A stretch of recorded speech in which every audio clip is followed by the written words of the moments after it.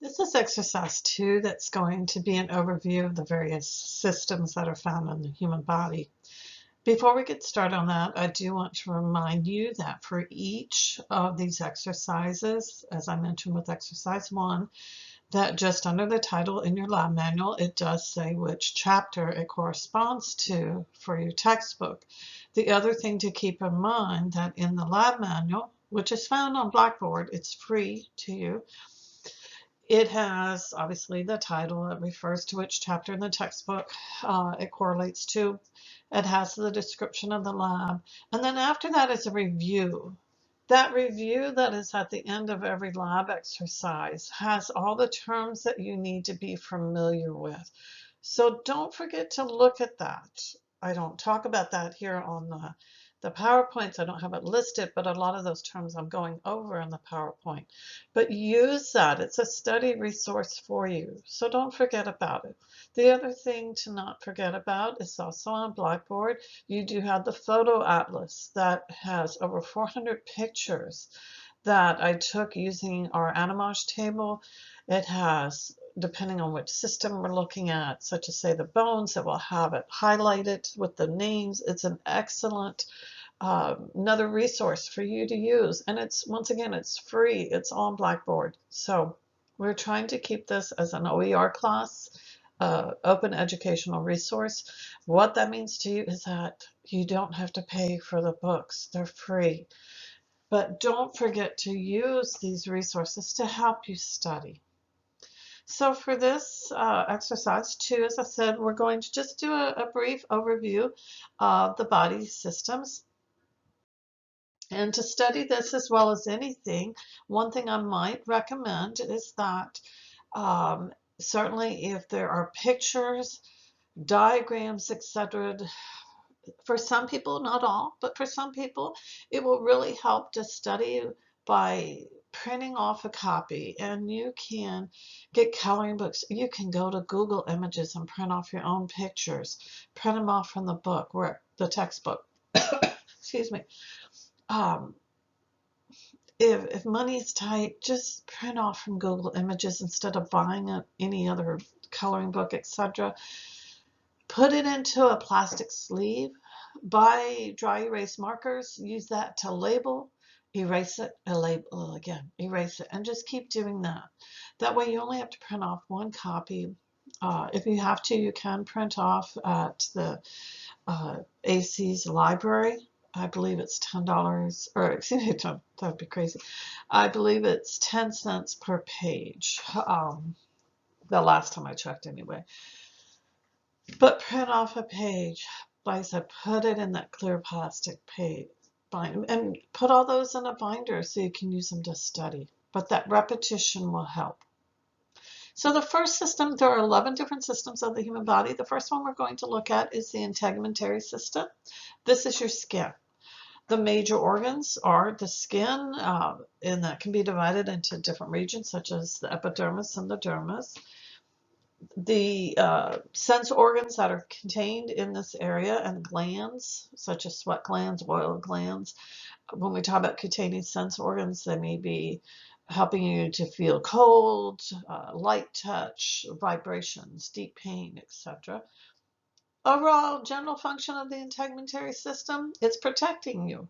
It's protecting you from the outside environment, from the internal environment of your body. It helps to regulate the body temperature. It's involved with helping to produce vitamin D. It's involved with excretion of things such as salts and urea, and also helping to keep you hydrated. We will study each of these systems in more detail throughout the semester, but this is just introducing you to it. The skeletal system, most people think, okay, the bones. Well, it also includes cartilage and tendons and ligaments and the joints. The function of it is to help support yourself. It's for protection. You find around the major organs such as the heart, the lungs, the brain, the spinal cord. They are surrounded by bone. The skeletal system, another function, and some people don't think about this, but it's attachment sites for your muscles, and so it acts as a lever. It's also involved with formation of your blood cells. The muscular system, the major organs are going to be all of the muscles that are attached to the skeletal system. With the muscular system, you're going to find some overlap between some of the systems, but it's involved with movement. How does it cause the body to move? Because it's attached to your bones. When muscles contract, they generate heat. And so the muscular system is also involved with this generation of heat that can at times help to maintain your internal body system temperature. The nervous system is the communication system. You have two communication systems within the human body. The major organs are going to be the brain, the spinal cord, all of your nerves and sensory receptors. The function is that it responds to stimuli and it helps to transmit electrical signals. The nervous system, the cells involved are specialized to be able to transmit these electrical charges, if you will. As I said, it's a communication system. The nervous system responds to a stimulus very quickly, but it's short-lived. That is as opposed to the other communication system, which is the endocrine system. Now, the endocrine system is going to also respond to stimulus, but it's going to take a while usually to kind of get up and running. Like some of us in the morning, it's going to be a little slow to get going, but once it's activated, the response is going to be much longer lasting than what you see with the nervous system. So endocrine, some of you may be thinking, well, what is she talking about here? We're talking about the glands that produce your hormones. So the message or the way it's communicating is through hormones. So the major organs are things, these glands, endocrine glands, your pituitary gland, your thymus gland, thyroid gland, parathyroid gland, adrenal gland, the pineal gland, the ovaries, the testes, the pancreas. Its major function is to help produce hormones. It's involved with promoting growth and development. And a huge thing is helping to maintain homeostasis. Homeostasis is that internal balance where everything is going to be very closely monitored. And if it starts to move out of the quote-unquote normal range, then you've got to do something to correct to get it back within that range. And how do you do that? Usually it's going to involve the hormones. Oh, calcium levels are getting really low in the blood. We need to get those calcium levels back up. So start sending out hormones to pull calcium from your bones. Don't have as much calcium released in your urine. Absorb more calcium from the foods that you're eating. Get that blood calcium levels back up within that normal range. But don't get it too high because then you're going to have to do the reverse. The cardiovascular system. The major organs are the heart, the blood vessels, and blood itself. What is the function of this? It's a transport. The blood is responsible for transporting your nutrients, your oxygen, the waste products, the hormones throughout the body. It's also going to be involved with antibody production. The lymphatic system. The function here is a couple of things. Number one, there is fluid that tends to leak out of the cardiovascular system. Basically, as the blood is flowing through the blood vessels, when it gets to the smallest of the blood vessels, the capillaries, a lot of the fluid leaks out. That's how it's getting the oxygen to your cells, and it's getting nutrients to the cells, and it's picking up waste. The problem is, as we'll study, the amount of fluid that leaks out, not all of it is going to be pulled back in. And so you want to maintain a certain volume of blood. The way you do that is that leaked fluid, you've got to return it back into the blood. That's where the lymphatic system comes into play. It's going to be pulling this excess fluid. If it stayed in between your cells, everybody's going to have a huge problem with swelling. So you've got to get that fluid from in between the cells. You need to filter it out and return it back to the blood.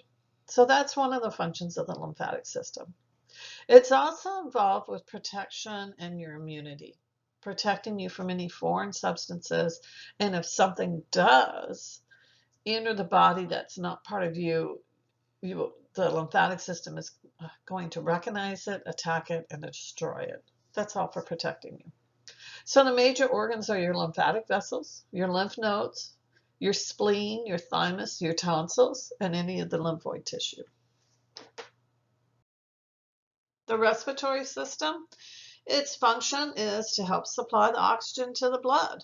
It's also, and a lot of people don't think about this fact, it's also involved with helping to maintain what we call the acid-base balance in the blood. It refers to the pH of the blood. It has to be very, very closely monitored. It's a very small range. 7.35 to 7.45 is what the pH of your blood under normal conditions should be. If it drops too low, you're going to be in trouble. If it drops too high, you're also going to be in trouble. And so how do you help to maintain that pH within that narrow range? There's two ways of doing it. And one of the ways involves the respiratory system. It has to do when we studied the carbon dioxide and the way it travels in the blood. So you're going to adjust your breathing rate depending on whether the pH is high or low to bring it back within this normal range. So most people certainly recognize, oh yeah, respiratory breathing, that's getting oxygen in, the carbon dioxide out. Yes, it is, but it's also involved with this acid-base balance. The major organs are going to be the nasal passages, the pharynx, the larynx, the trachea, the bronchi, and of course the lungs. The digestive system is breaking down those nutrients, that wonderful meal that you ate and it was so good. You don't want to go to waste. Your body's going to want to get, oh, let me get those sugars and fats and proteins out of it.